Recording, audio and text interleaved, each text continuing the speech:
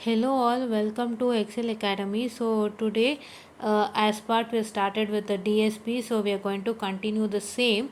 And DSP, as I already told you, it stands for digital signal processing, right? So digital signal processing is all based upon the discrete time signal, right? All based upon discrete time signal, and whatever the signal that you give, that is whatever the continuous signal that you give to the digital signal processor, it will not be considered by the digital signal processor, because digital signal processor as whole and soul the discrete signal only, that is whole and soul, that's based upon the discrete signal. And you can also see that if you give any continuous signal to what I can say my discrete time signal processor, so what happens is it will not accept. So what you have to do, whatever the analog signals such as speech, music, etc., all are to be processed by the system. So if you have a signal such as a speech signal, music signal, or any continuous time signal which you have to be processed by the discrete times, that is DSP system, that is digital signal processing system. So what you have to do is you are going to convert it to discrete form by using a device called as A to D converter, right? Yes. Why we are discussing all this is because it will only take discrete signal, right? Which one? The digital signal processor will only take discrete signal. It will not take any continuous signal. So if you want to what I can say get a what I can say the process and any analog signal, that is continuous signals, what I can say, or analog signals by the DSP systems, right? If you want to process it by using a DSP system, so then you have to convert those signals into a digital form. How to convert into a discrete form? What I can say, I'm sorry, it's not digital, it's discrete form. So how do you what I can say convert it into discrete form? You convert it into discrete form by A to D converter. And then once again, after the processing of signal, right, your signal get processed. After the signal gets processed, so then once again you can convert it into the analog, what I can say, the analog, by having a D to A converter. And that is D to A converter in the sense what it is, digital to analog converter, right? That is nothing, right? You got it? Yes. So first, to what I can say, to process any analog signal by using a DSP system, so you are supposed to apply it to analog to digital converter. So it's going to convert it into discrete time signal. That discrete time signal gets processed by the what I can say DSP system, and then after that it is going to after that you are going to convert that processed signal to an analog form by making use of D to A converter. So here A to D converter and D to A converter plays an important role, right? Yes. So now many application, what they happen is they'll demand for the processing of signal in frequency domain, right? They wanted to process that signal in frequency domain. So therefore, why it is, because the with the content of frequency, or what I can say the periodicity content, the energy and power, they all get what I can say better, they can get analyzed by frequency domain. So therefore many application, what does, they all demand for the processing, signal processing and frequency domain. So therefore those signals are transformed from time domain to frequency domain. So such transformation you can obtain by the help of Fourier transform and discrete Fourier transform. So here we are going to learn discrete Fourier transform, inverse discrete Fourier transform, as well as properties of discrete Fourier transform, and many other concepts, right? Yes. So here this is what is with respect to the DSP introduction. DSP is nothing, it is only a say discrete signal, right? It's basically a discrete signal. So digital signal processing, it is going to process only the discrete time signal. It will not process any what I can say the analog signal. So here it is given as digital, you can see, right? So it is only going to it is only going to what I can say process the digital signal. Digital signals are all discrete, analog signal are all continuous. So it is only going to process the digital signals than the analog signals. If any analog signal has to be what I can say processed, we are going to give it to an A to D converter, which is going to provide the digital signal. That digital signal or discrete signal, it will get processed, and once again you are going to convert that process back to the analog signal by using a D to A converter, right? You have to give it to A to D first and then D to A converter. this is what is we are going to learn. And then now here you are going to learn one derivation, students. That derivation is with respect to your frequency sampling and reconstruction, right? For that you have to consider one derivation. So one Fourier transform equation. So my Fourier transform equation, that is x of phi is equal to, that is summation of what I can say, that is n is equal to minus infinity to infinity, what I can say, that is your x of n into, just a minute students, I'll just have to write it in a single, right? Just a minute, I'm so sorry.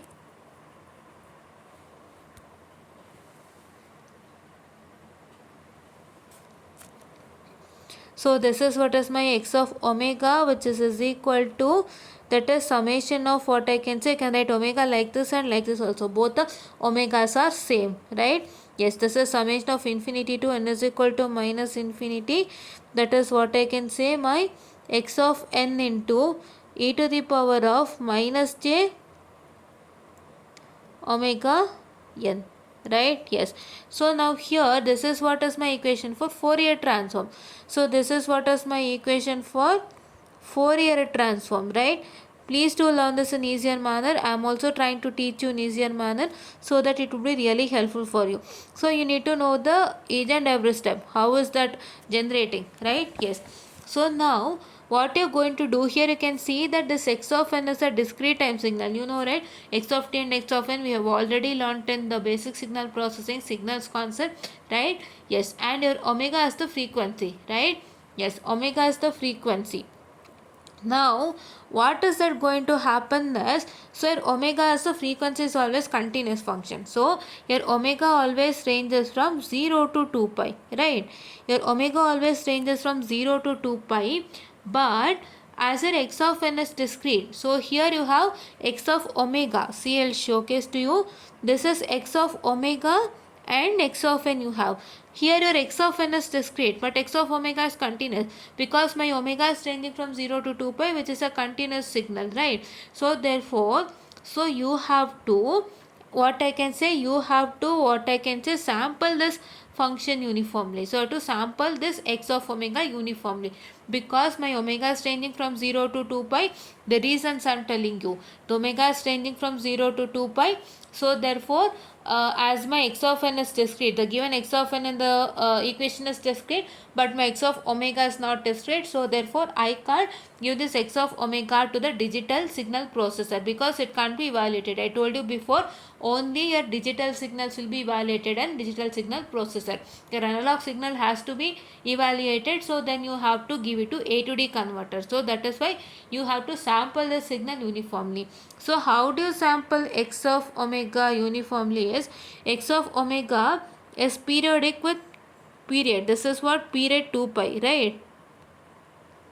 This is what is my period, that is 2 pi, and then what you're supposed to do is you're going to take a sample from 0 to 2 pi, right? You have to take sample from 0 to 2 pi. Why 0 to 2 pi sample is because here x of omega is periodic with period of 2 pi. So you are going to take 0 to 2 pi samples, and you are going to take n samples of that, because I need discrete. My discrete is standing for n, so therefore I need to take n samples, right? You got it till now. This is what is my Fourier transformation, what I can say, the equation. And here you can see that I have x of omega, wherein my x of omega, my omega is ranging from 0 to 2 pi. It's a continuous time signal, so I can give my x of omega directly to the what I can say, digital signal processor. So therefore what I have to do is that I have to sample x of omega, that is what I can say, uniformly. So if I have to sample it uniformly, I know that my x of omega is periodic from 0 to 2 pi, and I take my samples from 0 to 2 pi. That too I take n samples as it is discrete, right? So I need to take discrete discrete now n samples, right? Yes. So that is why now so therefore I substitute my omega as what? I'll substitute my omega as, that is equal to, just a minute, I'm so sorry. I'll substitute my omega as, that is what I can say, my 2 pi by n, right? Omega is my 2 pi by n into k. You know all this, right? My omega is 2 pi by n. You all know about this with respect to the frequency concept that you have learnt in your PU as well as in engineering also, right? Yes. So I can substitute that as x of 2 pi n by k, 2 pi by nk, I'm sorry, 2 pi by nk, which is equal to, that is equal to the same equation, students, that is summation of n is equal to minus infinity to infinity, so that is x of n into, just a minute students, that is x of n into e to the power of, what I can say, that is minus j 2 pi by n into kn, right? Just a minute, I'm sorry. Yes. No, I'm so sorry, students. Just a minute. It is kn, right? Yes. So now what I'm supposed to do is, this is what is the equation I got now. How did I get this equation? Is that I just substituted omega is equal to 2 pi by n k, right? Yes. So now I need to determine the minimal value of n. So this is what we are doing is with respect to frequency domain sampling. So we are going to sample x of omega with respect to n samples, and that too ranging from 0 to 2 pi, right?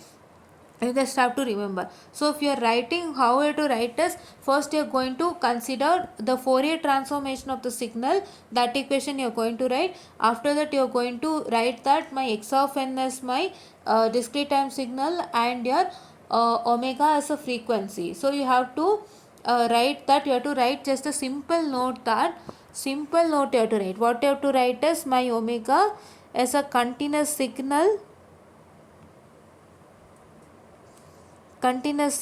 that is ranging from 0 to 2 pi,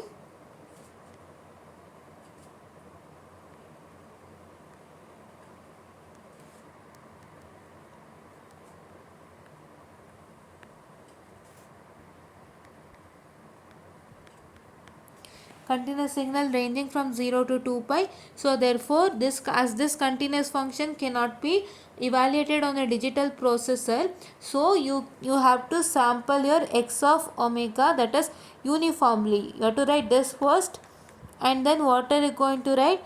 You are going to write a simple step is that is, you know that, and we know that x of omega is periodic with respect to the period of 2 pi.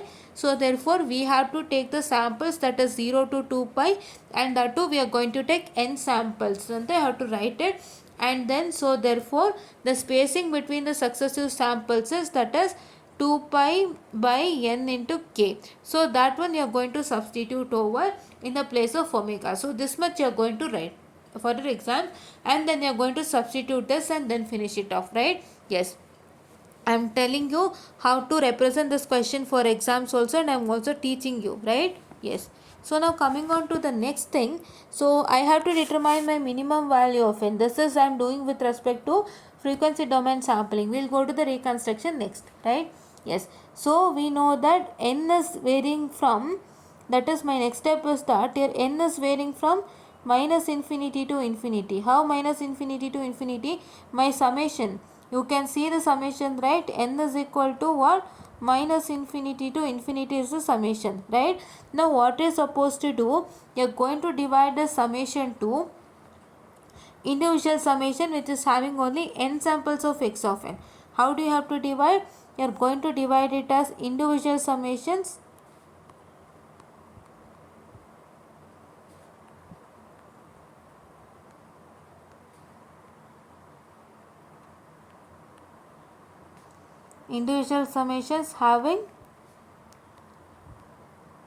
having what I can say, only n samples, right? Yes.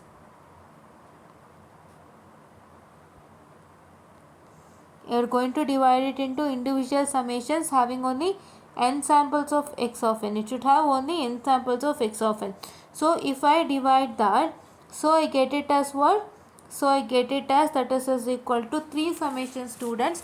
I'm only going to write the summations. So my x of 2 pi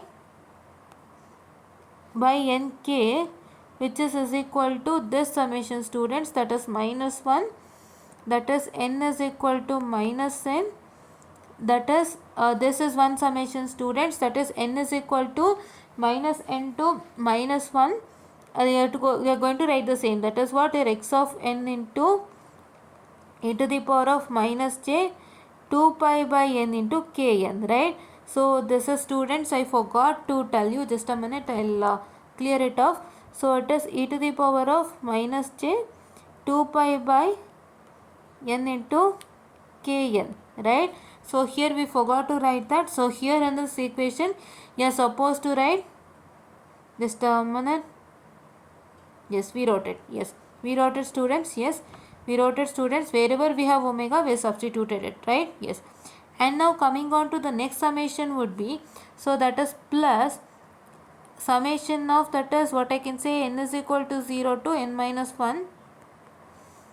So that is the same thing, students, you're supposed to do. Once again it is plus what I can say, that is n is equal to n and 2n minus 1, which is having the same summation, right? Yes. So this is what is we are going to do, right? Yes. So now coming on to the same thing you are going to write. These are the three summations if you have to divide.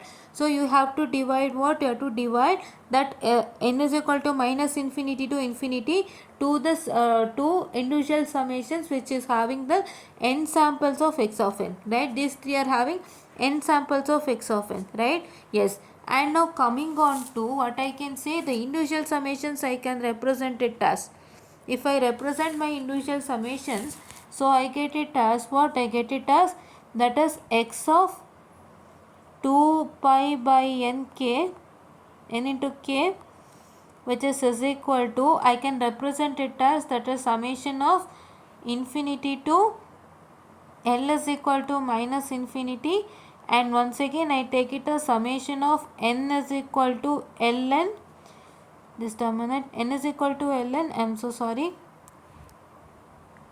n is equal to ln, and it is ln plus n minus 1, so which is equal to x of n into e to the power of same minus j 2 pi, just a minute, I am so sorry,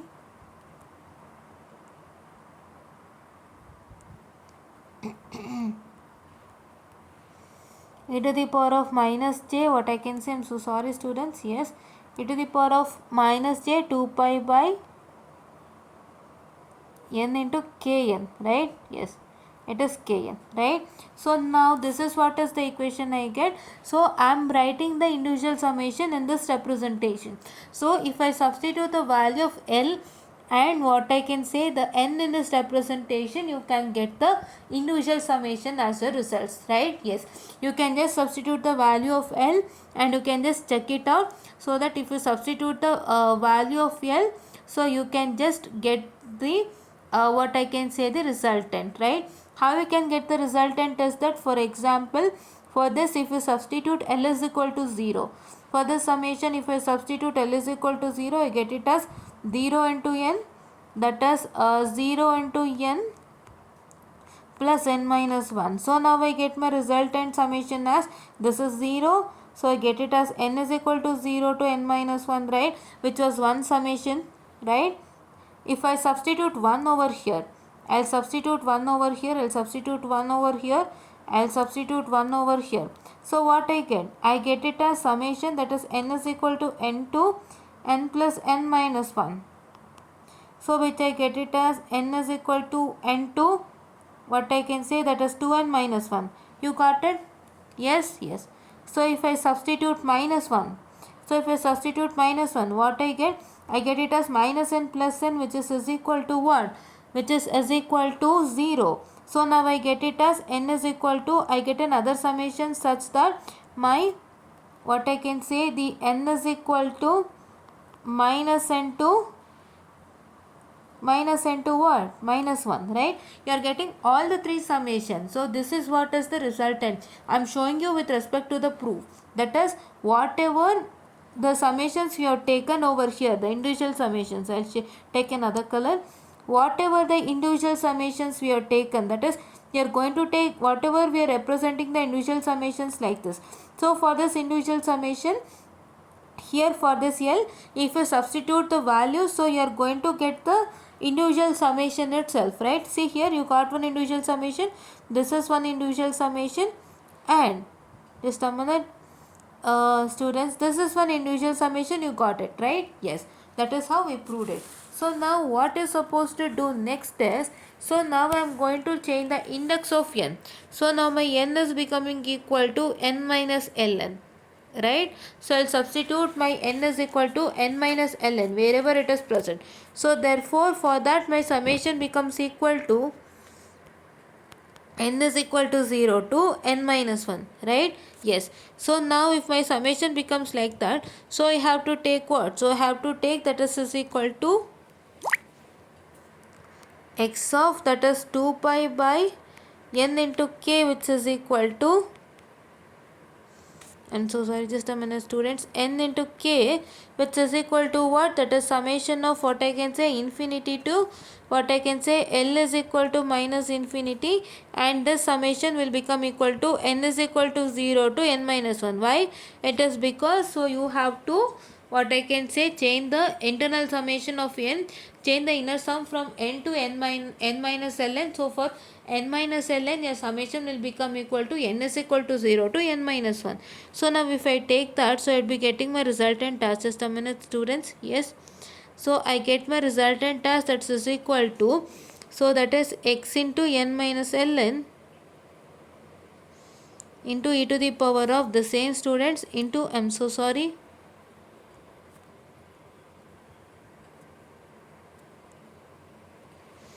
into e to the power of that is what I can say minus j, it is what here 2 pi sorry 2 pi by n into what I can say k into n minus ln, right? I'm so sorry, it's a shortage of space,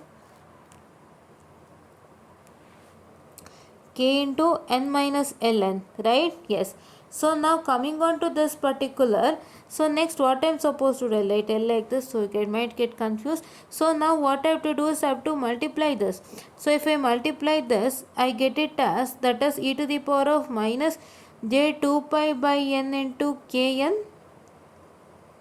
into that is e to the power of minus j 2 pi minus j what I can say 2 pi by your n into, this is ln students, this is a capital N, I'm so sorry, oh my god, many of the things got erased students, just a minute, I'll just clarify and I'll just make it, that's only here it is getting erased, so therefore I'll erase the whole thing here. Yes, so it is ln students, this is capital, I'm so sorry, just a minute, yes, here also it is capital students, I'm really sorry for the distraction, oh my god.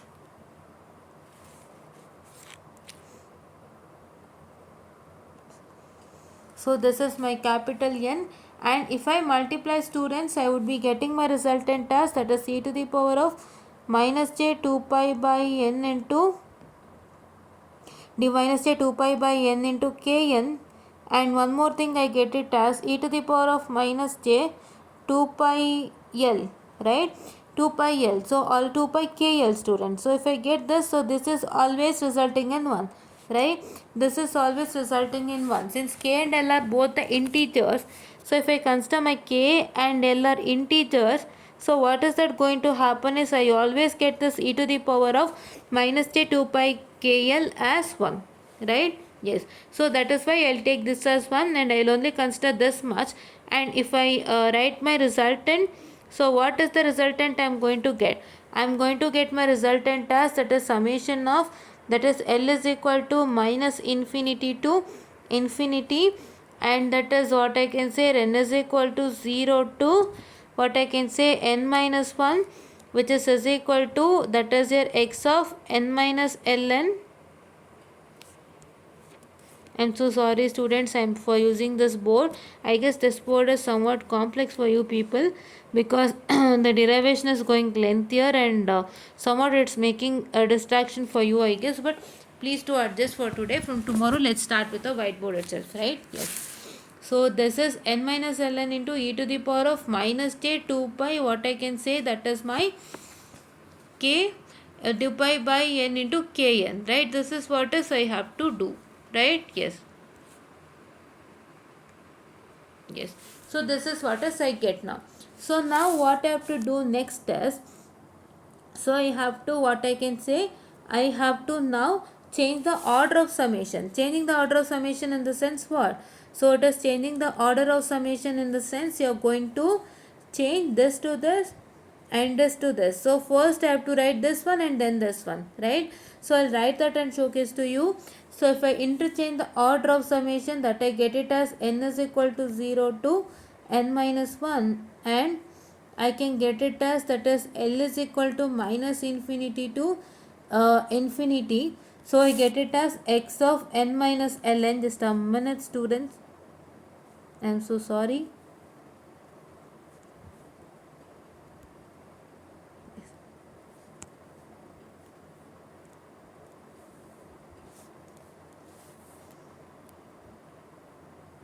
X of n minus ln, it is into e to the power of minus j 2 pi by n into kn students, right? Yes. So interchange the order of summation now.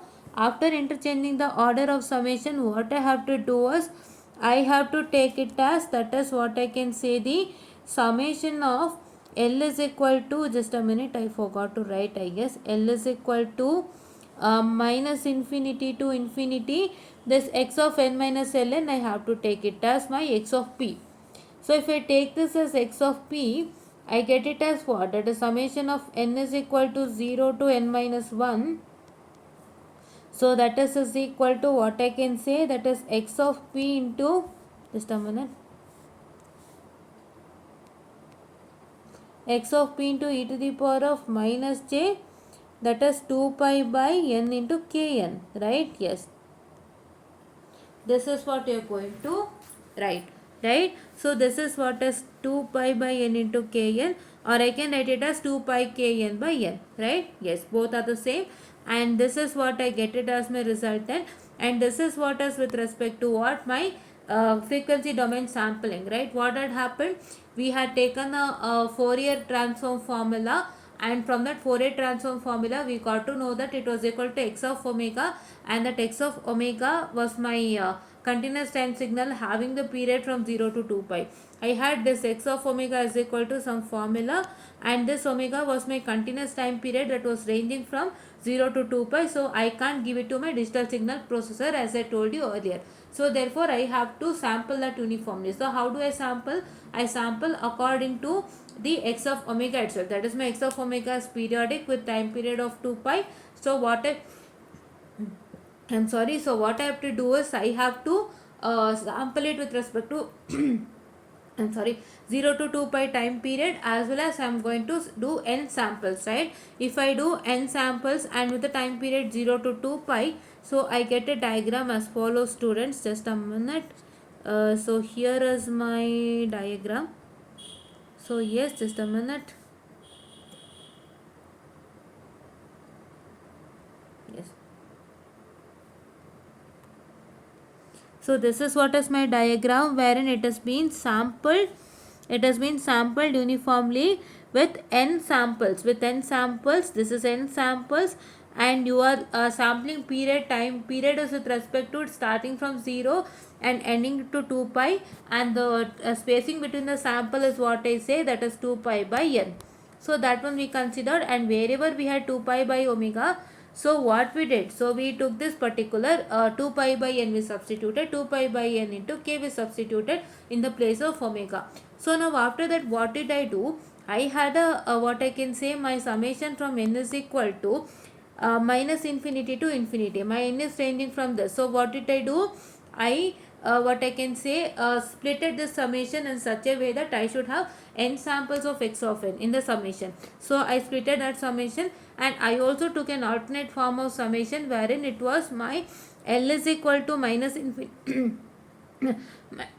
sorry, minus infinity to infinity, and that is n is equal to ln to what I can say, that is ln plus n minus 1. I took that summation, and I also proved that how that summation worked, that is n is summation of n is equal to ln to ln plus n minus 1. I just checked with that summation, and I just showcased you that if you substitute the value of L to that summation, you're going to get the initial summation as a resultant, right? Yes. So that also we proved it. And what did we do is that, so we changed it, there was n there, x of n. So in the place of L, move this, in the place of x of n, so this n we change it to what I can say, that is your n minus ln, students. We change it to n minus ln.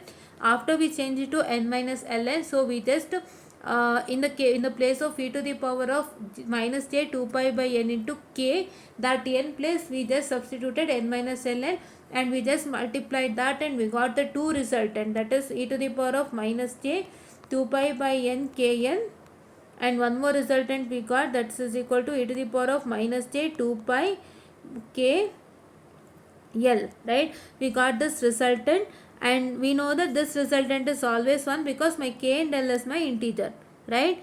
K and L is my integer, so therefore we will get this resultant as 1. So that also we proved. And the next step, what did we do is that, so we just shifted the interchange the summation, students.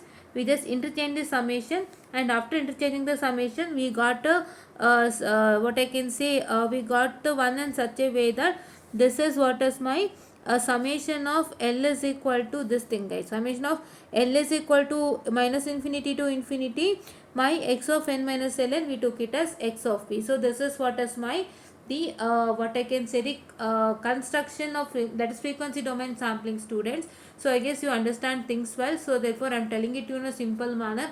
I'm not going into that complex, how did you get this or that, because many people don't want that. They want what is happening. So what is the actual thing that is happening? So see, in the place of the summation, that is n is equal to minus infinity to plus infinity, I already told you that the summation is ranging from minus infinity to infinity. So have to separate it and make it individual summation in such a way that what you should have only n samples of x of n, right? So that is what I told you, and I just separated it, and I also told the individual summation how to represent, and I also proved that how you are going to get the individual summation by the what I can say, the representation of individual summation that we have done, right? Yes, I am showing it in a simpler manner. Please to understand in a simpler manner. Please to go by my way, right? Yes. So I'll understand it clearly. So it is not, you don't get any confusions, right? So this as this derivation is quite complex, so understanding is a motto, I understand, but what is that going to happen is, for many students it won't going to head properly if they tell you more complex things, like for example, if they tell you how did that summation come, how did this summation come, and how did you represent that summation, individual summation representation, I told you, right? How did you get that representation? Don't want that, just understand the you can represent like this, and just understand how do you get it, how do you get the individual summation by this representation also, right? That much you have to understand. So now let me come to what I can say, my this thing, which one, that is the reconstruction, students. If I come to the reconstruction, so we know that, I'll write it, students, just a minute. We know that in the case of reconstruction, this is my frequency domain sampling, and that's my reconstruction. So we know that my xp of n, what I can say, my xp of n is periodic with period of n, right? This xp of n, whatever you got in the equation, right? Xp of n into what? E to the power of minus j 2 pi kn by n you got. So that xp of n is what? It's my periodic with period n,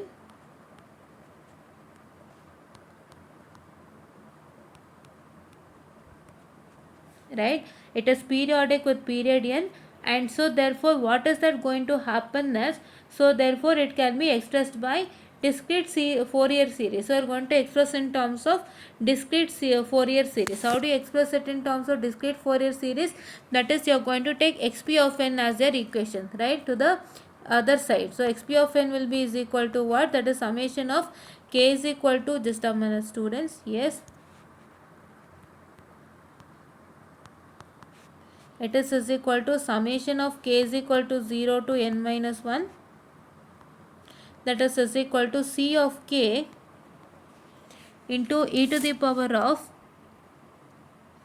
minus j 2 pi k n by n. This you know, right? Yes. Just a minute students, I am really sorry.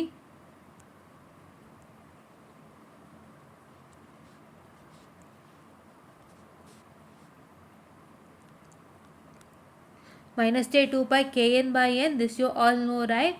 And now, so what we are going to do is, now we are going to write the Fourier coefficient ck. So Fourier coefficient c of k has been given as we are writing in discrete Fourier series, and I got my Fourier coefficient, that is c of k. So how will you write my c of k? You can write my c of k as, what happens is, you are going to take this equation only, students. I am really sorry for the distraction. So I am going to take this equation only, and what I am supposed to do is, I just have to shift the c of k to this side. So if I shift the c of k to this side, so I get it as what? I get it as what I can say, 1 by n into summation of, that is n is equal to 0 to n minus 1. That is what I can say, my xp of n into, just a minute, I am so sorry.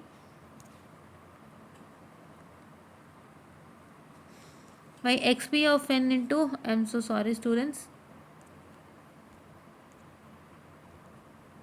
xp of n into what? xp of n into e to the power of minus j 2 pi, that is k n by n, right? Yes.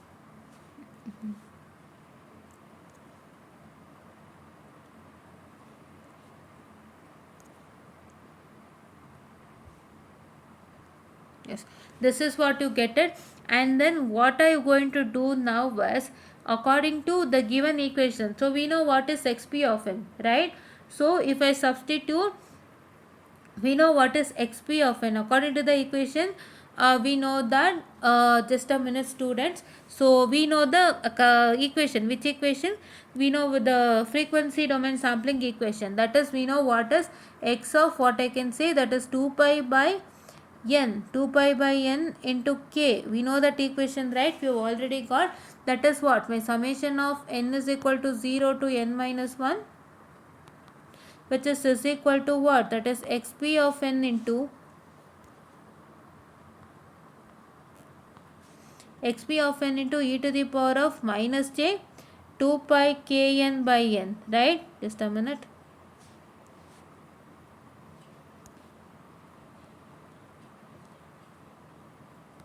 Yes, this is what you have the equation. And now if you are going to substitute, so you can see that we have got the same equation over here, right? This only we have got it over here. So this one I can directly write it as x of 2 pi by n into k. Yes, so now I get it, my c of k is equal to, why I am taking c of k is because I need to substitute c of k in that equation, in that xp of n equation.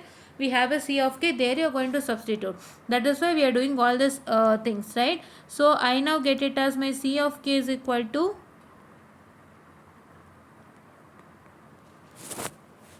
that is 1 by n into what? I can directly write it as 2 pi by n into k, right? Yes. Yes, I can write it as, so I get it, my resultant as what? So I get my resultant as, which is equal to, what I can say, that is that is this resultant, and this resultant you are going to substitute in the place of c of k.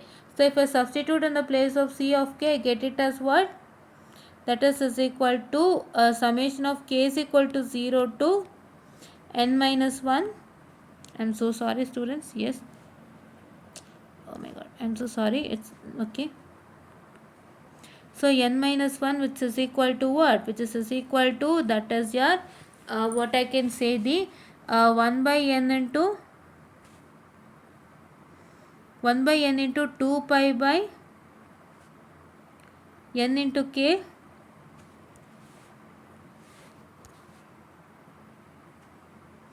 2 pi by n into k into e to the power of what I can say, that is j 2 pi. Yes, it is minus j guys, but minus j is missing here in this. Yeah, it is j, that is 2 pi k n by n, right? Yes, so this is what is to get it as resulted, and by this equation, that is the resulted. I'm so sorry students. Yes,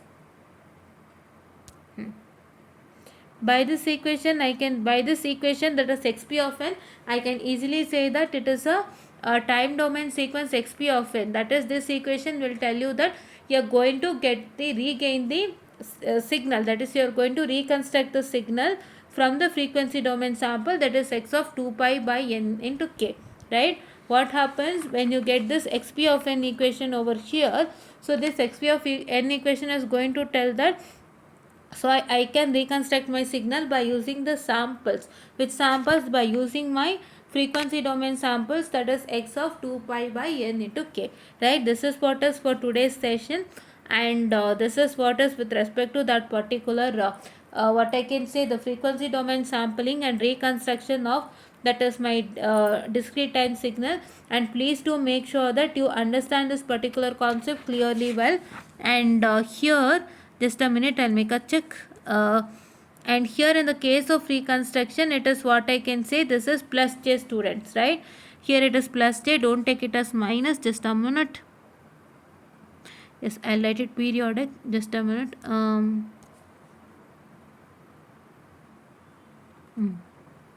Okay, so here it is what I can say, my only j, right? Here it is only j, and please do make sure that you are going to maintain the same, right? Yes. So what we did, we took the equation of xp of n now.